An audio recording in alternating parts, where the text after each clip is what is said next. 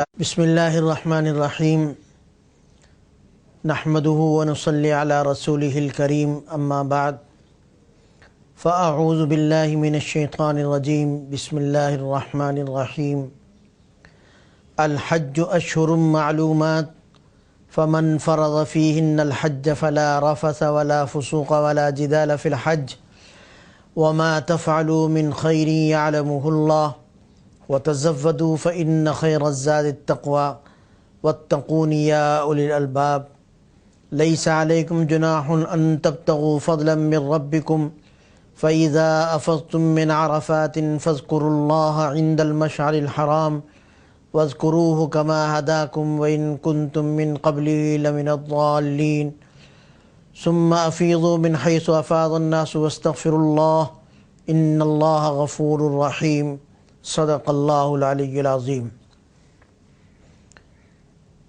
محترم ناظرین و سامعین، اس سے پہلی نشست میں ہم نے حج کا عمرے کا پورا طریقہ آپ کے سامنے بیان کیا تھا۔ احرام باندھنے کا طریقہ، احرام کی پابندیاں کیا ہیں، عمرے کا کیا طریقہ ہے، یہ تفصیل کے ساتھ آپ کے سامنے بیان کیا تھا۔ آج ہم حج کا بیان کریں گے انشاءاللہ۔ پہلے بتایا جا چکا ہے کہ حج کی 3 قسمیں ہیں: حج قران، حج تمتع، حج افراد۔ حج افراد جب آدمی احرام باندھتا ہے تو اس وقت وہ صرف حج کی نیت کرے، عمرے کی نیت نہ کرے، اور مکہ مکرمہ پہنچ کر اس احرام سے حج کے افعال ادا کرے، عمرے کے افعال ادا نہ کرے۔ اس کو کہتے ہیں حج افراد۔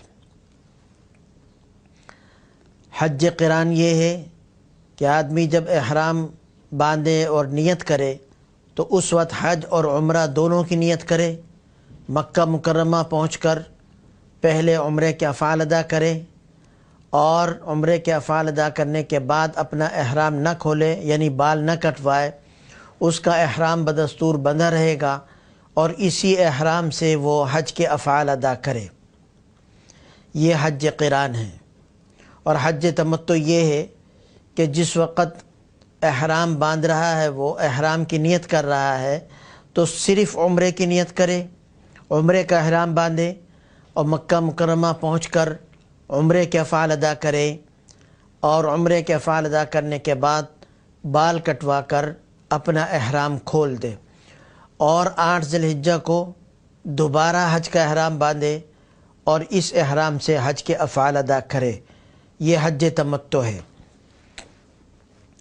حج تمتع میں چونکہ مکہ مکرمہ پہنچ کر عمرے کے افعال ادا کرنے کے بعد آدمی احرام سے باہر ہو جاتا ہے، احرام اس کا کھل جاتا ہے، اور وہ بغیر احرام کے مکہ مکرمہ میں جتنے دن ہیں وہ وہاں پر گزارتا ہے، اور 8 ذی الحجہ کو دوبارہ احرام باندھتا ہے۔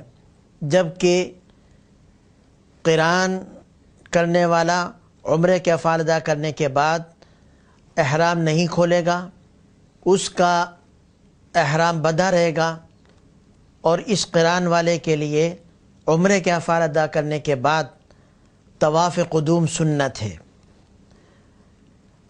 یہ ایک طواف ہے، طواف قدوم کہلاتا ہے، یہ سنت ہے، اور یہ قران والا عمرے کے افعال ادا کرنے کے بعد یہ طواف کرے گا، طواف قدوم۔ اور یہ طواف قدوم مینا جانے سے پہلے پہلے ہوتا ہے۔ اگر یہ وقت گزر گیا تو اب طواف قدوم اس سے اب وہ سنت نہیں رہے گا۔ اسی طرح سے جو حج افراد کر رہے ہیں انہوں نے عمرے کے افعال تو ادا نہیں کرنے، لیکن جب مکہ مکرمہ پہنچیں گے تو وہ ایک طواف کریں گے، یہ طواف قدوم ہے، اور یہ طواف قدوم سنت ہے۔ اگر اس طواف قدوم کے بعد یہ حاجی، چاہے قران والا یا افراد والا، یہ چاہتا ہے کہ میں حج کی سعی پہلے کر لوں، تو اس طواف کے بعد، طواف قدوم کے بعد وہ سعی کر سکتے ہیں حج کی نیت سے۔ اور اگر انہوں نے سعی کرنی ہے طواف قدوم کے بعد تو اس طواف قدوم میں وہ استباء بھی کریں گے اور رمل بھی کریں گے۔ رمل طواف کے پہلے 3 چکروں میں ہوتا ہے، اور رمل کا مطلب یہ ہے کہ پہلوانوں کی طرح کرتے ہوئے، کندھے ہلاتے ہوئے اور ذرا زور زور سے قدم اٹھاتے ہوئے چلنا، یہ رمل کہلاتا ہے۔ تو ہر وہ طواف جس کے بعد سعی ہے، اس طواف میں استباء بھی سنت ہے، اور رمل پہلے 3 چکروں میں رمل کرنا یہ بھی سنت ہے۔ اگر ایک آدمی پہلے چکر میں رمل کرنا بھول گیا تو باقی دوسرے تیسرے میں کر لے، پہلے 2 چکروں میں بھول گیا تو تیسرے میں کر لے، اور اگر پہلے 3 چکروں میں رمل کرنا بھول گیا تو اب چوتھے، 5ویں، 6ٹھے، 7ویں چکر میں رمل نہ کرے۔ رمل طواف کے پہلے 3 چکروں میں ہوتا ہے۔ تو چونکہ قران کرنے والا حاجی اور افراد کرنے والا حاجی، اس کا احرام تو بندھا ہوا ہے، 8 ذی الحجہ کو اسے دوبارہ احرام باندھنے کی ضرورت نہیں، اپنے اسی احرام کے ساتھ وہ حج کے افعال ادا کرے گا اور 8 ذی الحجہ کو وہ مینا روانہ ہو جائے گا۔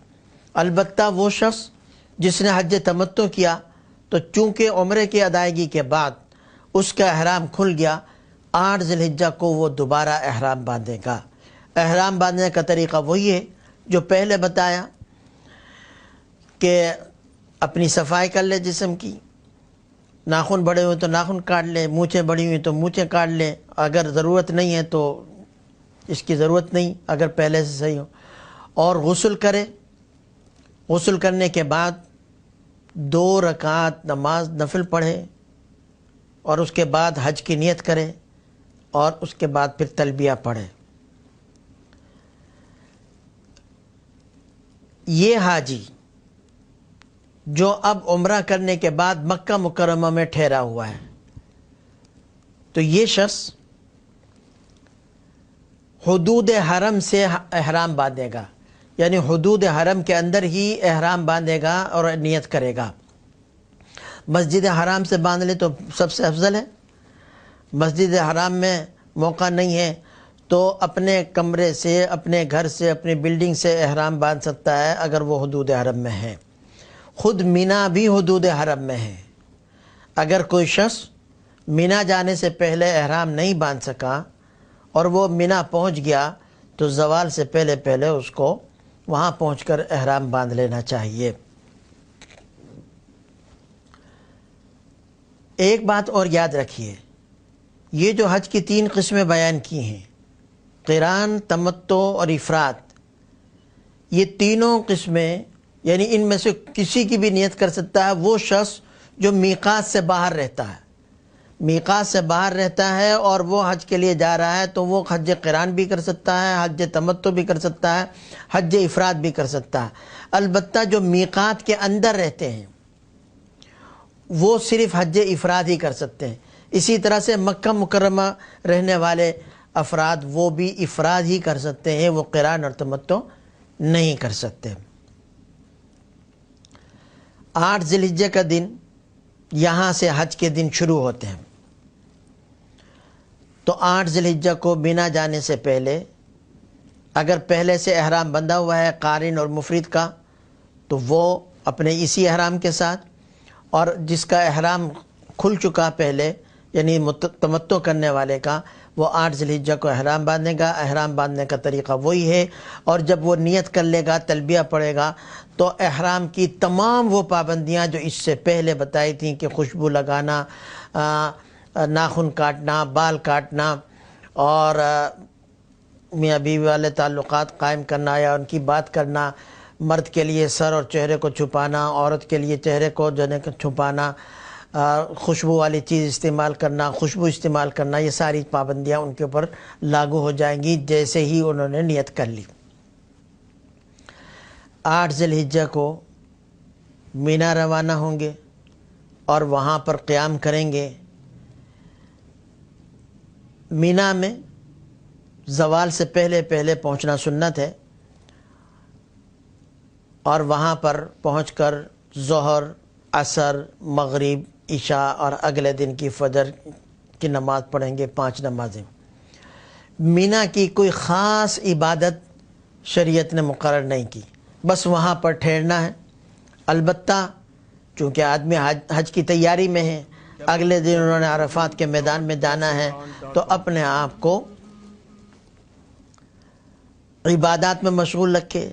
قرآن کریم کی تلاوت ہے، وقفے سے تلبیہ پڑھنا ہے، کوئی ذکر کرنا ہے، درود شریف ہے، تو اس طرح سے اپنے آپ کو اگلے دن عرفات جانے کے لیے وہ تیار کرتا رہے۔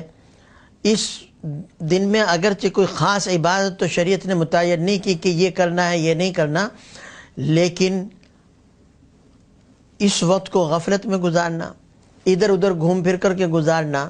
ہاں آدمی اپنے خیمے سے نکلے راستہ معلوم کرنے کے لیے کہ یہ کون سا راستہ ہے، ہم عرفات کس راستے سے جائیں گے، واپس آنا ہے، اور رمی کے لیے کون سا راستہ ہے، یہ راستہ دیکھیں باہر نکل کے، اس میں کوئی حرج نہیں، لیکن ادھر ادھر بلا وجہ گھومنا پھرنا بہتر یہ ہے کہ اگر آدمی کوئی عبادت نہیں کر رہا تو آرام کر لے تاکہ اگلے دن کی وہ عبادت کر سکے۔ 9 ذی الحجہ اس دن عرفات کی طرف روانہ ہونا ہے۔ پہلے بتا چکا ہوں کہ حج اصل عرفہ کے دن کا نام ہے۔ اگر کسی شخص نے وقوف عرفہ نہیں کیا، سارے افعال کرے، کتنے ہی طواف کرے، اس کا حج نہیں ہوگا جب تک کہ وقوف عرفہ نہ کرے۔ تو 9 ذی الحجہ کو حضور اکرم صلی اللہ علیہ وسلم جب سورج بلند ہو گیا، خاصا روشنی ہو گئی، تو حضور اکرم صلی اللہ علیہ وسلم مینا سے روانہ ہوئے عرفات کی طرف۔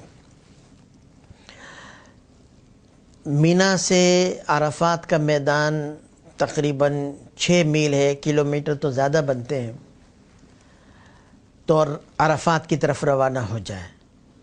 علماء نے لکھا ہے کہ فجر سے پہلے عرفات کی طرف جانا خلاف سنت ہے، لیکن آج کل ساری چیزیں معلم کے ذریعے سے ہوتی ہیں، اور حاجی پابند ہوتا ہے کہ معلم جو ترتیب بنائے گا اس کے مطابق جانا ہے۔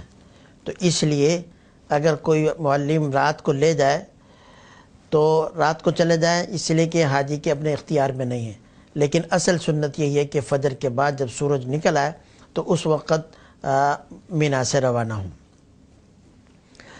کوشش یہ کی جائے کہ زوال سے پہلے پہلے عرفہ کے میدان میں پہنچ جائیں۔ وہاں پر حاجیوں کے لیے خیمے لگے ہوئے ہوتے ہیں، ان خیموں میں قیام کرے۔ زوال سے پہلے پہنچ گیا ہے اور آرام کا وقت ہے تو تھوڑی دیر آرام کر لے، تاکہ جب وقوف کا وقت شروع ہو تو وہ خوب نشاط کے ساتھ وقوف کر سکے۔ 9 ذی الحجہ کو وقوف کا دن ہے۔ یہ وقوف ہوتا ہے عرفات کے میدان میں۔ عرفات ایک لمبا چوڑا میدان ہے، اس کی حدود متعین ہے، چاروں طرف جو ہے وہ بورڈ لگے ہوئے ہیں عرفات کی ابتدا اور نہایت کا، کہ یہاں سے عرفات کا میدان شروع ہو رہا ہے، یہاں پر ختم ہو رہا ہے۔ اس میدان کے اندر جہاں کہیں بھی وقوف کریں، جہاں کہیں بھی ٹھہر جائیں، جہاں قیام کریں، اس کا وقوف ہو جائے گا۔ یہ وقوف کا وقت شروع ہوتا ہے زوال سے۔ اگر ایک آدمی عرفات کے میدان میں پہنچ گیا زوال سے پہلے، اور زوال سے پہلے ہی وہاں سے وہ نکل گیا، چاہے وہ اس نے 2 گھنٹے وقوف کیا ہو، 1 گھنٹے وقوف کیا ہو، تو یہ وقوف معتبر نہیں۔ وقوف کا وقت شروع ہوتا ہے زوال کے بعد، جب ظہر کی نماز کا وقت شروع ہوتا ہے، تو زوال کے بعد سے غروب آفتاب تک یہ وقت ہے۔ یہ وقت ہونے کا مطلب یہ ہے کہ جب آدمی زوال سے پہلے یا زوال کے وقت وہاں پر پہنچ گیا، یا زوال کے بعد جب بھی پہنچا، تو اب اس کے لیے ضروری ہے وہ غروب آفتاب تک، سورج غروب ہونے تک وہیں عرفات کے میدان میں ٹھہرا رہے، وہاں پر وقوف کرے۔ یہ مطلب نہیں ہے کہ فوراً اگر ایک آدمی کو پہنچنے میں دیر ہو گئی، وہ مغرب سے تھوڑی دیر پہلے پہنچا تو اس کا وقوف ہو گیا، تو وقوف کا اصل وقت ہے زوال سے لے کر غروب آفتاب تک، اور غروب آفتاب تک ٹھہرنا ضروری ہے۔ اگر ایک آدمی عرفہ کے میدان میں پہنچا اور غروب سے پہلے پہلے وہاں سے نکل گیا، تو اس کے ذمے لازم ہے کہ سورج غروب ہونے سے پہلے وہ واپس آ جائے۔ اگر وہ واپس آ گیا عرفات کے میدان میں تو اس کے اوپر کوئی دم نہیں ہے، اور اگر وہ نکل گیا سورج غروب ہونے سے پہلے اور عرفات کے میدان سے اور اس کی حدود سے باہر چلا گیا تو اس کے اوپر دم آئے گا اگر وہ واپس نہیں آیا۔ ہاں، اگر ایک شخص ایک کنارے پر ٹھہرا ہوا تھا، اس نے چلنا شروع کیا، لیکن غروب آفتاب سے پہلے وہ عرفات کے میدان میں ہی ہے، اپنے خیمے سے نکل پڑا، لیکن اگر غروب آفتاب کے وقت وہ میدان عرفات میں ہی ہے تو اس کے اوپر کوئی دم نہیں آئے گا۔ اگر وہ نکل گیا یا تو واپس آئے، ورنہ دم دینا پڑے گا، کیونکہ غروب تک ٹھہرنا واجب ہے۔ وقوف عرفات کا مسئلہ یہ بھی سمجھ لیں کہ آدمی عرفات کے میدان میں پہنچ گیا، ایک لمحے کے لیے ہی صحیح اس کا وقوف ہو جائے گا، فرض ادا ہو جائے گا، اگرچہ غروب آفتاب تک ٹھہرنا واجب ہے، لیکن جہاں تک فرض کا تعلق ہے، جس کو رکن کہتے ہیں حج کا، وہ فرض ادا ہو جائے گا۔ حتیٰ کہ اگر ایک آدمی میدان عرفات سے گزر گیا زوال کے بعد کسی بھی وقت تو پھر بھی اس کا فرض ادا ہو جائے گا۔ اگر ایک آدمی کو معلوم نہیں کہ یہ عرفہ کا میدان ہے، لیکن اس نے احرام باندھا ہوا ہے، حج کی نیت کی ہوئی ہے، اور عرفہ کے میدان میں زوال کے بعد وہ گزر گیا اور اس کو پتہ نہیں کہ یہ عرفہ کا میدان ہے، تو اس کا حج ادا ہو جائے گا۔ حتیٰ کہ اگر ایک شخص غروب آفتاب کے بعد پہنچا عرفہ کے میدان میں، صبح صادق سے پہلے رات کے وقت بھی اگر کوئی پہنچ گیا تو اس کا حج ادا ہو جائے گا، اس کا فرض ادا ہو جائے گا۔ اسلامی جو تاریخ ہیں عام طور پر جو معمول ہے دن رات کے تابع ہے، یعنی آج جو دن ہے تو جو رات گزری ہے وہ اس دن کی رات ہے، تو گزری ہوئی رات وہ دن کے تابع ہے، وہ دن اس دن کی جو ہے وہ کہلائے گی۔ لیکن حج کے دنوں میں اللہ تعالیٰ نے آسانی کے لیے اپنے بندوں کی جو آنے والی رات ہے اس کو دن کے تابع کر دیا۔ تو 9 ذی الحجہ حاجی کے حق میں اس کی 2 راتیں ہیں، ایک جو رات گزری وہ بھی 9 ذی الحجہ کی رات تھی، مغرب کے بعد غروب آفتاب کے بعد جو رات آئے گی وہ بھی 9 ذی الحجہ کی رات ہی کہلائے گی۔ تو اس لیے اگر کوئی شخص 9 ذی الحجہ کے بعد جو رات آ رہی ہے اس رات میں عرفہ کے میدان میں پہنچ گیا تو اس کا بھی وقوف ہو گیا، فرض ادا ہو گیا۔ اور یہ بھی حضور اکرم صلی اللہ علیہ وسلم کی اور اللہ تعالیٰ کی اس امت پر شفقت اور رحمت ہے۔ ایک صحابی وہ حضور اکرم صلی اللہ علیہ وسلم کے ساتھ حج کے ارادے سے نکلے اپنے علاقے سے، اور ان کا علاقہ دور تھا، انہوں نے سواری دوڑائی، بہت کوشش کی، کہیں رکے نہیں۔ جب عرفہ کے میدان میں پہنچے تو حضور اکرم صلی اللہ علیہ وسلم حج کر کے وہاں سے روانہ ہو چکے تھے۔ بڑا دکھ ہوا اس کو کہ میرا تو حج رہ گیا، اور وہ سیدھا مزدلفہ پہنچا، حضور اکرم صلی اللہ علیہ وسلم سے وہ ملا ہے مزدلفہ میں۔ اس نے کہا کہ یا رسول اللہ، میں نے اپنی سواری کو تھکایا، اپنے آپ کو تھکایا، میں کہیں نہیں رکا، کسی پہاڑ پر کسی اس پر جانے کے وہ نہیں رکا، اور میں پہاڑ اور صحرا اور یہ عبور کرتے ہوئے میدان عبور کرتے ہوئے پہنچا، لیکن جب میں پہنچا تو سورج غروب ہو چکا تھا۔ اس سے پہلے بہت کوشش کی، نہیں پہنچ سکا، تو کیا میرا حج نہیں ہوا؟ کتنے حسرت کے ساتھ اس نے کہا، تو حضور اکرم صلی اللہ علیہ وسلم اللہ کی طرف توجہ فرمائی، تو اللہ تعالیٰ کے حکم سے حضور اکرم صلی اللہ علیہ وسلم بتایا کہ جاؤ تمہارا حج ہو گیا، اور کہا کہ صرف تمہارا ہی نہیں، کوئی آئندہ عرفہ کے میدان میں اگر غروب آفتاب کے بعد فجر ہونے سے پہلے پہنچ گیا اس کا حج ادا ہو گیا۔ یہ وقوف عرفہ یہ اصل حج ہے، اور اس دن اللہ تعالیٰ کی رحمت اپنے بندوں کی طرف بہت زیادہ متوجہ ہوتی ہے۔ حضور اکرم صلی اللہ علیہ وسلم نے فرمایا کہ اللہ تعالیٰ جتنے افراد اس دن جہنم سے آزاد کرتے ہیں، اس کے علاوہ کسی اور دن اتنے افراد آزاد نہیں کرتے، یعنی بہت زیادہ جہنم سے لوگوں کو آزاد کرتے ہیں وہ لوگ جو گناہوں کی وجہ سے جہنم کے مستحق ہو چکے ہیں۔ اس دن اللہ تعالیٰ انہیں جہنم کی آگ سے آزادی عطا فرماتے ہیں۔ حضور اکرم صلی اللہ علیہ وسلم نے فرمایا اللہ تعالیٰ فرماتے ہیں کہ میرے بندو تم میرے پاس آؤ، عرفہ کے میدان میں اتنے گناہ لے کر آؤ جو ریت کے ذروں کے برابر ہوں، درخت کے پتوں کے برابر ہوں، سمندر کے قطروں کے برابر ہوں، اور تم مجھ سے مغفرت طلب کرو تو میں تمہارے گناہوں کو معاف کر دوں گا۔ حضور اکرم صلی اللہ علیہ وسلم نے ارشاد فرمایا کہ اللہ تعالیٰ اس دن فرشتوں پر فخر کرتے ہیں کہ دیکھو میرے بندے پراگندہ بال، بکھرے ہوئے بالوں کے ساتھ، میلے کچیلے کپڑوں کے ساتھ، اور میرا نام لیتے ہوئے اور میرا ذکر کرتے ہوئے آئے ہیں، بتاؤ ایسے لوگوں کے کیا کرنا چاہیے؟ کہا کہ باری تعالیٰ یا آپ سے مغفرت کی امید رکھتے ہیں، تو اللہ تعالیٰ فرشتوں کو گواہ بنا کر کہتے ہیں کہ تم گواہ رہنا، میں نے ان کو معاف کر۔ تو یہ بہت قیمتی دین ہے اور اصل حج یہی ہے۔ تو اس وقت کو پورا قیمتی بنائیں اور جتنا ہو سکتا ہے دعا، تضرع، زاری، ذکر، اذکار، تلاوت جو ہو سکتا ہے، اور خوب دعائیں کریں۔ اس دن دعائیں قبول ہوتی ہیں، اور اس امید کے ساتھ دعا کریں کہ اللہ تعالیٰ آج ہماری دعاؤں کو قبول فرمائیں گے۔ وہ امید والا دن ہے۔ حدیث میں آتا ہے کہ اگر کسی شخص نے 100 مرتبہ لا الہ الا اللہ وحدہ لا شریک لہ لہ الملک ولہ الحمد وہو علی کل شیء قدیر، 100 مرتبہ سورہ اخلاص اور 100 مرتبہ درود شریف پڑھا، تو اللہ تعالیٰ فرماتے ہیں کہ اس بندے نے میری تعریف کی، میری ثنا بیان کی، میرے نبی پر درود بھیجا، تو میں آج اس کی دعاؤں کو قبول کروں گا اور اس کی مغفرت کروں گا۔ تو علماء نے لکھا ہے کہ چوتھا کلمہ، درود شریف، سورۃ الاخلاص، اسی طرح سے 100 مرتبہ استغفار پڑھے۔ یہ اس کے اذکار بتائے ہیں، لیکن جو بھی ہے اور جو اذکار وہ کر سکتا ہے اور وقفے وقفے سے تلبیہ پڑھتا رہے، دعا کرتا رہے، اپنے اس وقت کو قیمتی بنائے۔ غروب آفتاب سے پہلے عرفہ کے میدان سے جانا اس کی اجازت نہیں ہے۔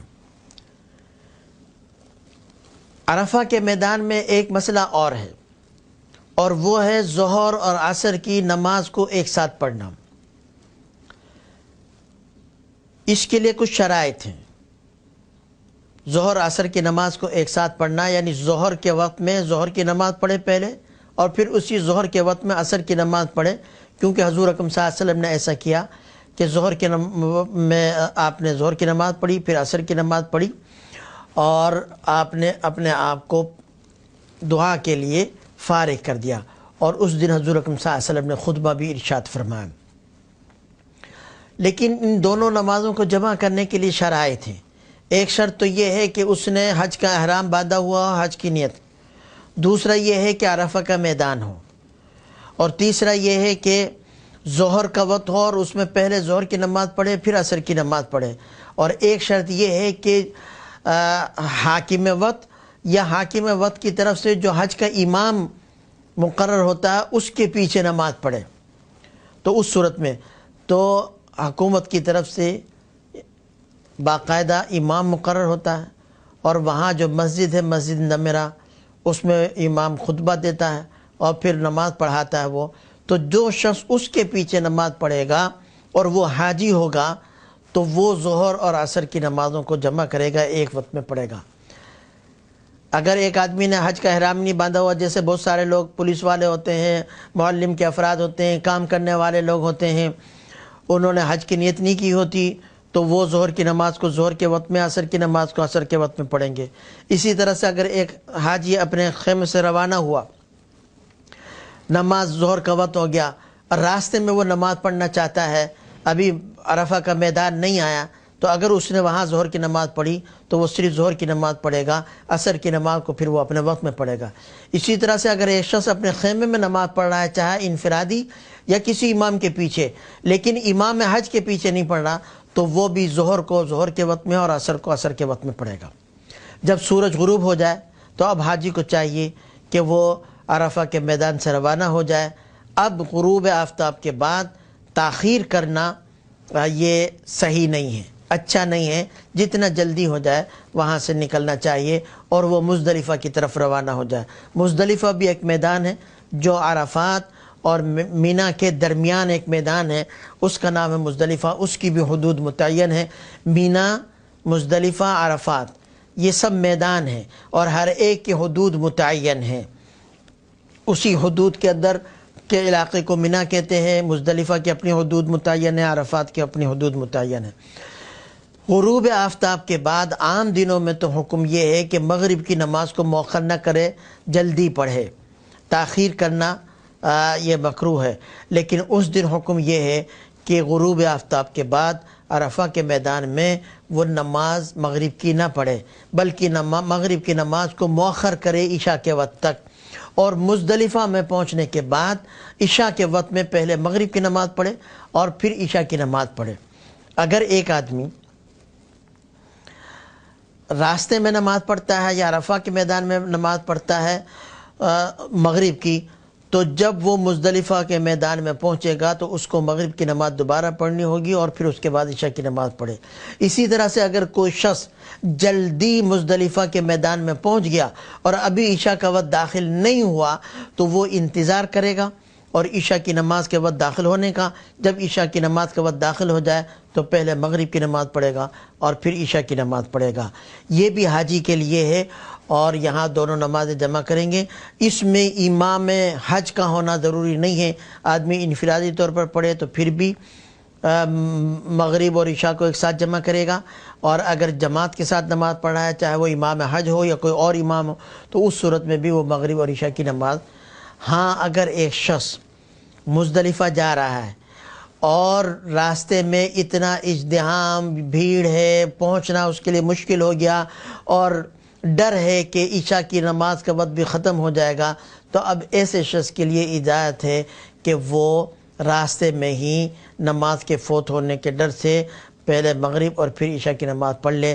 ورنہ جو آدمی مزدلفہ کے میدان میں فجر سے پہلے پہنچ سکتا ہے تو وہ مزدلفہ کے میدان میں پہنچنے کے بعد فجر اور عشاء کی نماز پڑھے گا. مزدلفہ میں رات گزارنا یہ سنت ہے، مسنون عمل ہے.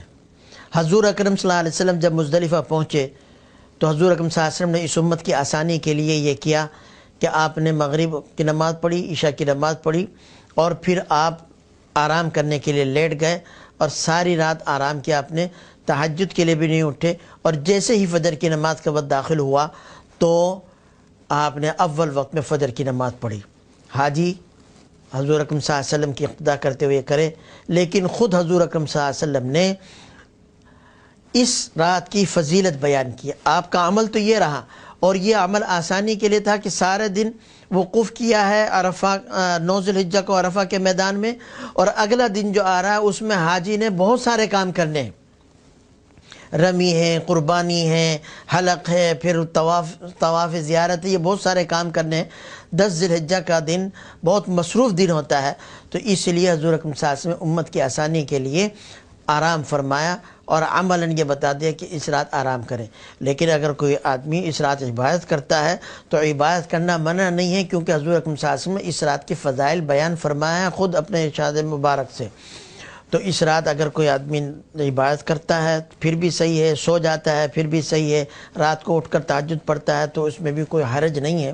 بعض لوگ منع کرنا شروع کر دیتے ہیں کہ نہیں تہجد نہ پڑھو، تو ان کا یہ طرز عمل بھی صحیح نہیں ہے. اور بہت زیادہ اس کا اصرار کرنا کہ نہیں تہجد پڑھ لو اور یہ بھی صحیح نہیں ہے. تو جس طرح سے آدمی کو سہولت ہو وہ کر لے. 10 ذی الحجہ اس میں حاجی نے بہت سارے کام کرنے ہیں. سب سے پہلے تو اول وقت میں وہ کوشش کرے فجر کی نماز پڑھ لے، اور فجر کی نماز کے بعد اب وقوف کرے. مزدلفہ کا یہ وقوف واجب ہے. لوگ یہ سمجھتے ہیں کہ مزدلفہ کا وقوف یہ رات کے وقت ہے کہ جب ہم رات کو وہاں پر ٹھہر گئے تو ہمارا وقوف ہو گیا. نہیں، رات کو ٹھہرنا سنت ہے. جو وقوف کا وقت ہے مزدلفہ وہ فجر کا وقت جب شروع ہوتا ہے صبح صادق اس وقت سے شروع ہوتا ہے. اگر کوئی شخص فجر کا وقت داخل ہونے سے پہلے مزدلفہ کے میدان سے نکل گیا تو اس کا یہ وجوب چھوٹ گیا اور اس کے اوپر دم آئے گا. یا تو وہ واپس آ جائے اور فجر کے بعد وقوف کرے. ہاں اگر ایک آدمی نے تھوڑی دیر بھی وقوف کر لیا، فجر کی نماز مزدلفہ میں پڑھی، یا اس نے چلنا شروع کیا اور صبح صادق ہو گئی مزدلفہ کے میدان میں ہی، اور چلتے چلتے وہاں سے وہ مزدلفہ کے میدان سے نکلا ہے صبح صادق ہونے کے بعد، فجر کا وقت داخل ہونے کے بعد، تو اتنا وقوف بھی اس کے لیے کافی ہو جائے گا، واجب ادا ہو جائے گا۔ ورنہ اصل طریقہ یہ ہے کہ فجر کی نماز کے بعد وہاں پر وقوف کرے، دعا میں مشغول رہے۔ یہ وقت بھی دعا کی قبولیت کا وقت ہے۔ حضور اکرم صلی اللہ علیہ وسلم نے بھی دعا مانگی ہے، اور سورج جب نکلنے کے قریب ہو تو اس سے پہلے مزدلفہ سے روانہ ہو جائے۔ حضور اکرم صلی اللہ علیہ وسلم نے ایسے ہی عمل فرمایا۔ مزدلفہ سے وہ وقوف کرنے کے بعد روانہ ہوگا، اب وہ مینا پہنچے گا۔ مینا میں اس نے سب سے پہلے رمی کرنی ہے۔ مزدلفہ کے اندر وہ کنکریاں چن لے، یا تو 7 کنکریاں چن لے پہلے دن کی، یا 49 کنکریاں چن لے 3 دن کی، اور اگر چوتھے دن بھی اس نے ٹھہرنا ہو 13 ذی الحجہ کو رمی کرنی ہو تو 70 کنکریاں وہاں سے چن لیں۔ کنکری کا پتھر اتنا بڑا ہونا چاہیے، چنے کے دانے کے برابر، یا لوبیا کے دانے کے برابر، یا کھجور کی گٹھلی کے برابر۔ بہت چھوٹے چھوٹے جو چنے کے دانے سے بھی کم ہو، یا بہت بڑے بڑے پتھر وہ نہ چنیں۔ مزدلفہ سے چن لے، وہاں پر بہت ساری جگہ کیا وہ یہ اس طرح سے کنکریاں پڑی ہوتی ہیں جگہ جگہ پر، تو وہاں آسانی ہوتی ہے۔ بعض دفعہ راستے میں کنکریاں ملتی نہیں ہیں، تو وہاں سے چننا یہ آسان بھی ہے اور مسنون عمل بھی ہے کہ حضور اکرم صلی اللہ علیہ وسلم نے وہاں سے کنکریاں جنہیں کہ وہ چنی تھی، تو وہ چن لے۔ چونکہ رمی کرنا یہ خود ایک عبادت ہے، تو علماء نے لکھا ہے، فقہاء نے، کہ پتہ نہیں کسی جانور وہاں سے گزرا ہو، اس نے پیشاب کر دیا ہو، یا وہ ناپاک ہو تو ان کو دھو لینا بہتر ہے، لیکن یہ کوئی ضروری بھی نہیں ہے۔ اور اسی طرح سے چونکہ یہ عبادت ہے تو رمی کرتے وقت وہ وضو کر کے جائے، اور وضو کی حالت میں رمی کرے تو زیادہ اچھا ہے۔ اور اگر بغیر وضو کے اس نے رمی کر لی تو وضو کرنا لازمی نہیں ہے۔ رمی کے لیے وہ مینا کی طرف، مینا سے مکہ مکرمہ کی طرف جائے گا، تو مینا کے آخر میں جو حدود ہے اس کو 3 دائرے ملیں گے۔ پہلے تو ایک لمبا ستون ہوتا تھا، لیکن اب اس دائرے کو تھوڑا سا بڑا کر دیا ہے۔ ایک لمبی سی دیوار ہے، اور اس کے چاروں طرف ایک دیوار بنی ہوئی ہے، ایک گول دائرہ ہے۔ تو 3 طرح کے اس طرح سے، اس کو کہتے ہیں جمرات، ہم اپنی زبان میں اس کو کہتے ہیں شیطان۔ تو جب مینا سے مکہ مکرمہ کی طرف جائیں گے، ایک جمرہ آئے گا، یہ جمرہ اولا کہلاتا ہے، چھوٹا شیطان ہم اس کو کہتے ہیں۔ پہلے دن اس کی رمی نہیں کرنی، اس کو چھوڑ دیں گے۔ پھر درمیان میں ایک اور جمرہ آئے گا، یہ جمرہ وسطیٰ ہے، اس کو بھی چھوڑ دیں گے، اس دن اس کی بھی رمی نہیں کرنی۔ جو آخر میں ہے اس کو جمرہ اخری بھی کہتے ہیں، جمرہ کبریٰ بڑا شیطان، جمرہ عقبہ بھی کہتے ہیں، اور یہ مینا سے جاتے وقت آخر میں آئے گا، اور اگر مکہ مکرمہ سے آتے ہیں تو یہ پہلے آتا ہے۔ اس کی رمی کریں گے، اور اس کی رمی کا طریقہ یہ ہے کہ اس کے قریب پہنچ جائیں اور اس طرح سے کھڑے ہوں کہ مینا آدمی کے دائیں طرف ہو اور مکہ مکرمہ الٹے ہاتھ کی طرف ہو، اور اس طرح سے یہ شہادت کی انگلی اور انگوٹھا اس میں وہ کنکری جنے کے وہ پکڑیں گے، اور ہاتھ تھوڑا سا بلند کر کے ایسے کنکری پھینکیں گے۔ رمی کا معنی ہوتا ہے پھینکنا، تو باقاعدہ اسے پھینکیں گے، بسم اللہ اللہ اکبر، رغما للشیطان ورضا للرحمن، یہ دعا پڑھ لے، اور اگر نہیں تو بسم اللہ اللہ اکبر کہہ کر وہ ایک ایک کر کے رمی پھینکیں گے، 1 2 3 7۔ اگر کسی نے 7 کی 7 کنکریاں ایک ساتھ پھینک دی تو وہ 1 شمار ہوگی، وہ 7 شمار نہیں ہوگی۔ اسی طریقے سے پھینکنا ہے۔ اگر ایک آدمی نے ایسے کنکری پکڑی ہوئی ہے اور دھکا لگا، وہ خود بخود اس کے عمل کے بغیر وہ گر گئی، تو یہ بھی شمار نہیں ہوگی، اس کو دوسری شمار کرنی پڑے گی۔ اسی طریقے سے وہ جو دائرہ ہے، اس دائرے کے اندر اس رمی کا گرنا ضروری ہے۔ اگر باہر گرے گی تو یہ رمی بھی شمار نہیں ہوگی۔ اسی طرح سے اگر کسی نے اتنی زور سے وہ کنکری پھینکی کہ دیوار پر لگ کر وہ پلٹ کر واپس آئی اور اس دائرے سے باہر گر گئی تو یہ رمی بھی شمار نہیں ہوگی۔ اس طرح سے جو نے کہا وہ رمی کرے۔ رمی ہر آدمی کو خود کرنی چاہیے۔ جو آدمی بھی جا سکتا ہے، مرد ہو عورت ہو، چھوٹا ہو بڑا ہو، اس کو رمی خود کرنی چاہیے، سوائے اس کے کہ کوئی شخص اتنا بوڑھا ہو کہ خود چل کر نہیں جا سکتا، ویل چیئر پر بھی نہیں جا سکتا، یا اتنا بیمار ہے یا معذور ہے، تو وہ کسی کو اپنا نمائندہ بنا سکتا ہے کہ بھائی تم میری طرف سے رمی کر لو۔ لیکن جیسے آج کل لوگوں نے کہا کہ اچھا بھائی تم جا رہے ہو، میں تھکا ہوا ہوں، میری طرف سے تم کر لو، یا لوگوں نے یہ کہنا شروع کر دیا کہ عورتوں کا جانا ضروری نہیں، عورت کسی کو اپنا نمائندہ بنا سکتی ہے۔ نہیں، عورت نے بھی خود کرنی ہے، مرد نے بھی خود کرنی ہے۔ ہاں، اگر کوئی شخص چل کر نہیں جا سکتا، نہ سواری پر جا سکتا ہے، تو ایسے شخص کے لیے ہدایت ہے کہ وہ کسی کو اپنا نمائندہ بنا دے، یا کوئی معذور ہے تو اس کا طریقہ بھی یہی ہے کہ آدمی پہلے اپنی طرف سے رمی کر لے، جب اپنی طرف سے رمی کر کے فارغ ہو جائے تو پھر جس کی طرف سے وہ نمائندہ ہے، اب اس کی نیت سے اس کی طرف سے اسی طرح سے ایک ایک کر کے وہ رمی کرے۔ اصل بات یہ ہے کہ اس سے پہلے ہم سنتے اور دیکھتے رہے کہ حج کے دنوں میں حادثات جو ہوئے ہیں وہ زیادہ تر رمی کے موقع پر جمرات کے قریب ہوتے ہیں، لیکن اب سعودی حکومت نے ایسے انتظامات کر دیے ہیں کہ حادثات کا امکان کم سے کم ہو گیا ہے۔ اول تو انہوں نے راستے تقسیم کر دیے ہیں کہ ایک آدمی ایک طرف سے آ رہا ہے تو وہ ایک جگہ جائے گا، جیسے نیچے گراؤنڈ فلور پر، دوسرے اگر آ رہا ہے تو وہ فرسٹ فلور پر جائے گا۔ اس طرح سے 4 انہوں نے وہ بنائے ہوئے ہیں، 4 مرحلے، 4 منزلیں۔ تو مجمع اول تو تقسیم ہو جاتا ہے، پھر دوسرا وہاں جو پرانے لوگ ہیں جو جاتے رہتے ہیں ان سے پوچھ لیں کہ بھئی کون سا وقت کیا ہے۔ پھر رمی کے اندر اللہ تعالیٰ نے، شریعت نے گنجائش رکھی ہے۔ پہلے دن رمی کا وقت شروع ہوتا ہے صبح صادق سے، یعنی جب فجر کی نماز کا وقت شروع ہوا تو اس وقت سے رمی کا وقت شروع ہو گیا، لیکن اس کا سب سے افضل اور بہترین وقت سورج نکلنے سے لے کر زوال آفتاب تک ہے۔ زوال کے بعد مغرب تک، سورج غروب ہونے تک بھی کر سکتے ہیں۔ سورج غروب ہونے کے بعد ایسے لوگوں کے لیے جن کو کوئی عذر نہیں ہے رمی کرنا مکروہ ہے، لیکن بوڑھے لوگ یا رش کے ڈر کی وجہ سے کہ اگر رش ہو، یا عورتیں، ان کے لیے مغرب کے بعد بھی رمی کرنے میں کوئی کراہیت نہیں، اگلے دن صبح صادق تک کر سکتے ہیں۔ تو پورا دن، پوری رات۔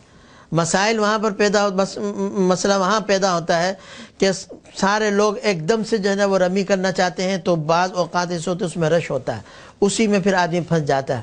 اور دوسرا ہم نے یہ دیکھا کہ جب چونکہ رمی کرنے کا خوف ذہن پر ہوتا ہے کہ کس طرح سے ہم رمی کریں گے، تو جیسے ہی وہ جمرہ قریب آتا ہے تو بس آدمی کو ایک جوش سا چڑھتا ہے اور دور سے ہی وہ رمی کرنے کی کوشش کرتا ہے۔ تو بعض دفعہ وہاں رش ہوتا ہے، اس رش میں پھنس جاتا ہے، بعض دفعہ اس کی کنکر وہاں پر پہنچتی نہیں، وہ پتھر نہیں پہنچتا۔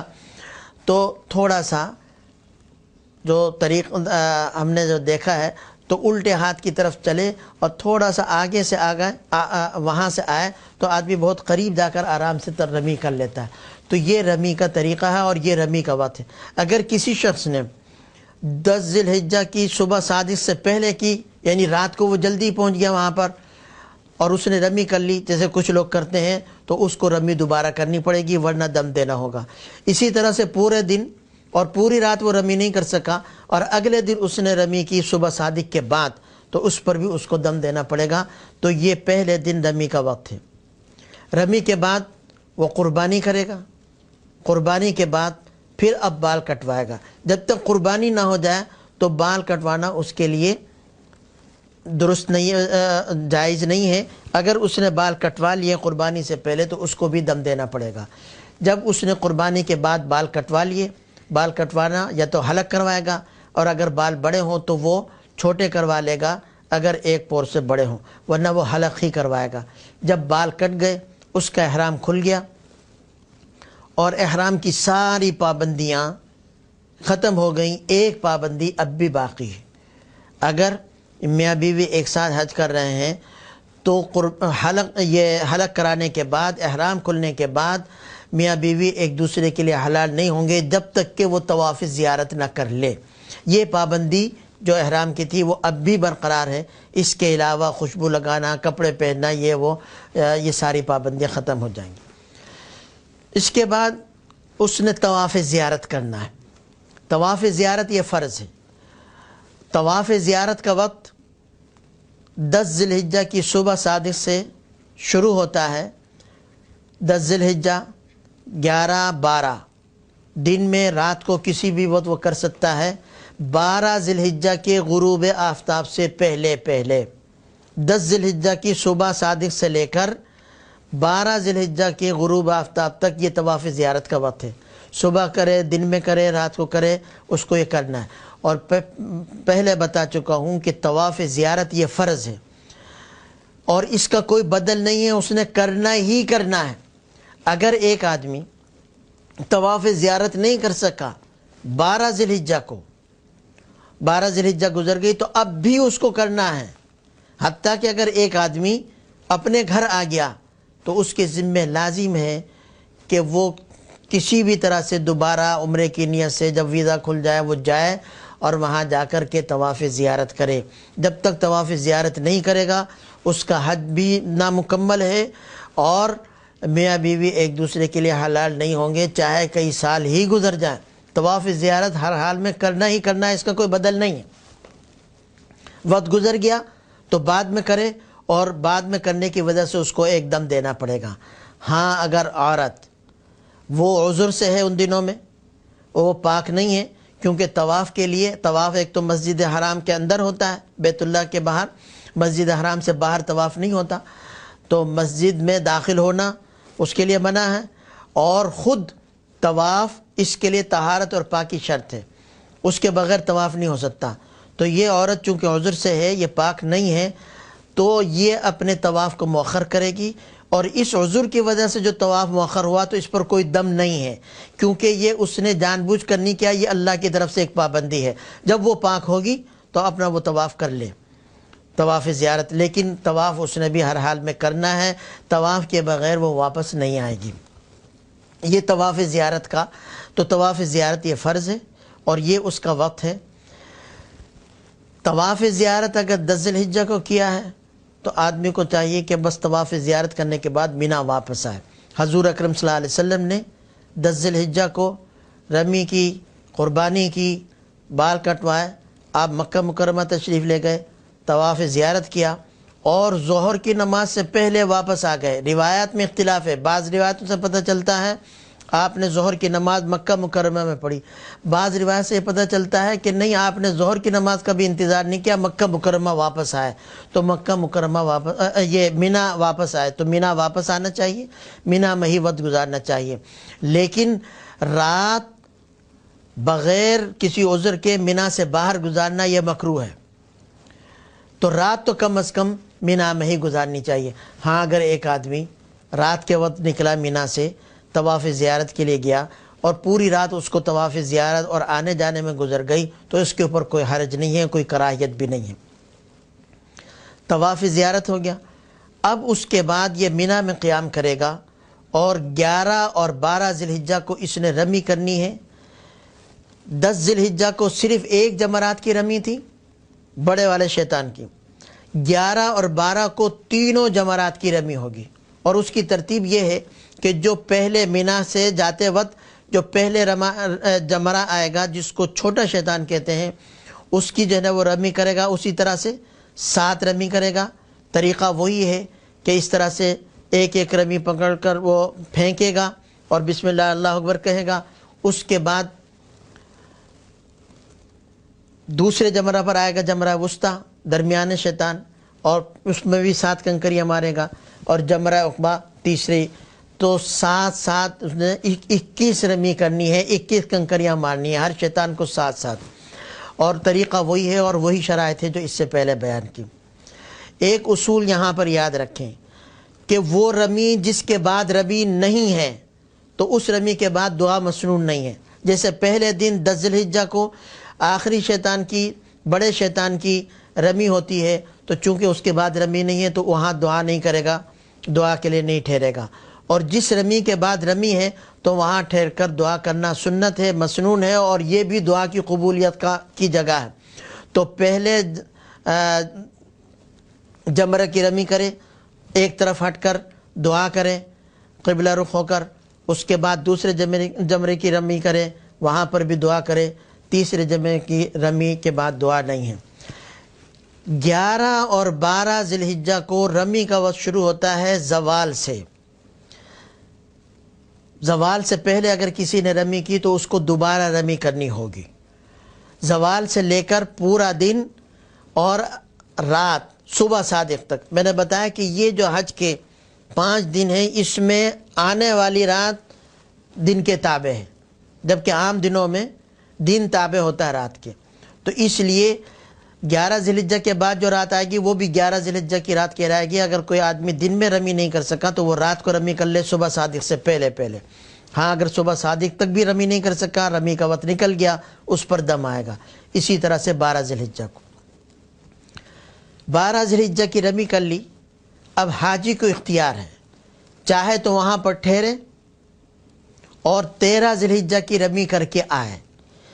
10، 11، 12 ان 3 دنوں کی رمی یہ واجب ہے، اس رمی کو وہ نہیں چھوڑ سکتا۔ 13 ذی الحجہ کی رمی یہ مسنون ہے، یہ سنت ہے۔ حضور اکرم صلی اللہ علیہ وسلم وہاں پر ٹھہرے تھے مینا میں، اور آپ نے 13 ذی الحجہ کی رمی کی اور پھر آپ واپس تشریف لائے۔ تو اگر آدمی چاہے تو وہاں پر ٹھہرے اور 13 ذی الحجہ کی رمی کر کے آئے، اور اگر واپس آنا چاہتا ہے مینا سے تو وہ واپس آ جائے، لیکن کوشش یہ کرے کہ غروب آفتاب سے پہلے مینا کی حدود سے باہر نکل جائے۔ اگر مینا کی حدود سے باہر نہیں نکلا اور سورج غروب ہو گیا، مغرب کی نماز کا وقت ہو گیا، اب بہتر یہ ہے کہ وہ ٹھہر جائے، لیکن ابھی بھی 13 ذی الحجہ کی رمی واجب نہیں ہوئی۔ ہاں اگر وہ رات بھر ٹھہرا رہا، صبح صادق ہو گئی مینا میں ہی، وہ واپس وہاں سے نہیں نکلا، تو اب 13 ذی الحجہ کی رمی بھی اس کے اوپر واجب ہو جائے گی صبح صادق تک ٹھہرنے کی وجہ سے۔ اب وہ بغیر رمی کے وہاں سے واپس نہیں آ سکتا، اور اگر آیا ہے واپس تو جائے اور جا کر کے رمی کر کے آئے۔ مسئلہ میں نے یہ بتایا کہ 10 ذی الحجہ، 11 اور 12 ذی الحجہ کی رمی واجب ہے، اگر کوئی اس کو چھوڑ دے گا تو دم واجب ہوگا۔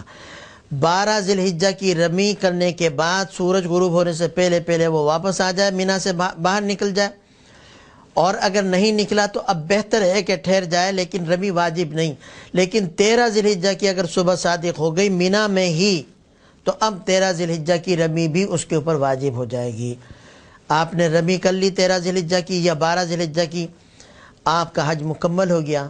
اب ایک چیز باقی ہے، وہ ہے طواف وداع۔ وداع کہتے ہیں رخصتی کو، رخصت ہونے کا طواف، اور یہ ان لوگوں کے لیے ہے جو میقات سے باہر رہتے ہیں اور حج کے لیے آئے ہیں۔ جو مکہ مکرمہ میں رہتے ہیں ان کے لیے طواف وداع نہیں ہے۔ طواف وداع یہ ہے کہ جب آدمی مکہ مکرمہ سے رخصت ہونے لگے، وہاں سے روانہ ہونے لگے، تو وہ ایک طواف کرے، یہ طواف وداع ہے۔ لیکن یہاں پر ایک مسئلہ، بلکہ 2 مسئلے اور سمجھ لیں۔ اگر ایک آدمی نے، اصل تو طواف وداع یہ ہے کہ روانہ ہونے سے پہلے طواف کرے تاکہ اس کا آخری عمل طواف ہو، اور وہ اس طرح سے اللہ تعالیٰ سے اجازت لے کر طواف کی شکل میں اللہ تعالیٰ کے گھر سے رخصت ہو، اور رخصت ہوتے وقت وہ غمگین ہو کہ میں اللہ کے گھر کو چھوڑ کر جا رہا ہوں، اور جس طرح سے ایک آدمی کے اپنے کسی عزیز سے جدا ہوتا ہے اور اس کو رنج اور غم ہوتا ہے، آنکھوں میں آنسو بھی ہوتے ہیں، اس طرح کی کیفیت کے ساتھ وہ وہاں سے رخصت ہو۔ لیکن طواف وداع کا وقت شروع ہو جاتا ہے طواف زیارت کے بعد، یہ بات سمجھ لیں۔ اگر کسی شخص نے طواف زیارت کے بعد کوئی نفلی طواف کر لیا اور اس کو طواف وداع کی نیت سے طواف کرنے کا موقع نہیں ملا، تو یہ طواف جو اس نے کیا تھا طواف زیارت کے بعد، یہ طواف وداع کے قائم مقام ہو جائے گا خود بخود۔ اسی طرح سے ایک آدمی نے یہ سوچ کر کہ شاید مجھے اب موقع نہ ملے، طواف وداع کی نیت سے طواف کر لیا، اس کے بعد اس کو پھر موقع ملا، وہ حرم پہنچ گیا اور اس نے پھر دوبارہ طواف کر لیا، تو یہ جو آخری طواف ہوگا یہ طواف وداع بن جائے گا۔ جو پہلے اس نے طواف کیا تھا وہ نفلی طواف ہو جائے گا۔ یعنی طواف زیارت کے بعد اگر کسی نے ایک طواف بھی کر لیا روانہ ہونے سے پہلے اور طواف وداع کی نیت سے اس کو طواف کا موقع نہیں ملا، تو یہ طواف اس کا طواف وداع ہو جائے گا اور اس کا واجب ادا ہو جائے گا، اس پر کوئی دم نہیں آئے گا۔